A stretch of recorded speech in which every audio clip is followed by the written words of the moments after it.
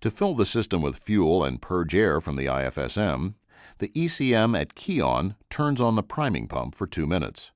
During this 2-minute period, the priming pump draws fuel from the tank to the IFSM inlet and inlet screen.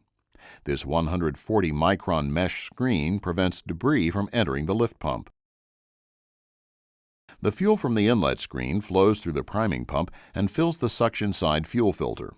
Fuel enters the top of the filter and flows down the sides of the filter before moving up the center of the filter and flowing through the anti-drain back valve at the top of the filter outlet. The fuel then flows up the right side of the IFSM to the gear pump inlet. Any air that was trapped in the low-pressure side of the IFSM is routed from the top of the IFSM through a passage in the IFSM mounting gasket to the air bleed check valve and onto the IFSM drain. The priming pump will shut down after the 2-minute period has passed. The engine is now ready to be started. During normal operation, the gear pump pulls the fuel from the tank through the inlet screen and the inlet check valve that bypasses the priming pump. The fuel then flows up the right side of the IFSM to the gear pump and enters the top of the gears. All the fuel at this point is under a vacuum. The fuel travels around the gears and the gear pump and is forced out of the gears at the bottom as the gear teeth mesh. Pressure begins to develop in the system.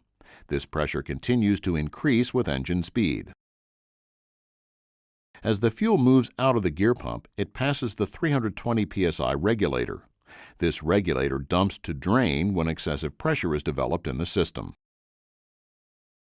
Fuel from the outlet of the gear pump is routed down and over to the center of the IFSM to the fuel shutoff valve. When energized by the ECM, the shutoff valve opens and fuel flows through the valve to the actuator feed rail. The fuel out of the shutoff valve flows into the center of the actuator feed rail and splits to flow to the front and rear banks of timing and metering actuators. The 250 psi regulator is located below the shutoff valve and regulates the actuator feed rail pressure. When the rail pressure in the system exceeds 250 psi, the regulator dumps the fuel back to the inlet of the gear pump. Any air trapped in the rail pressure side of the system is routed with the actuator feed rail decay flow through the 0.008 inch orifice and to drain.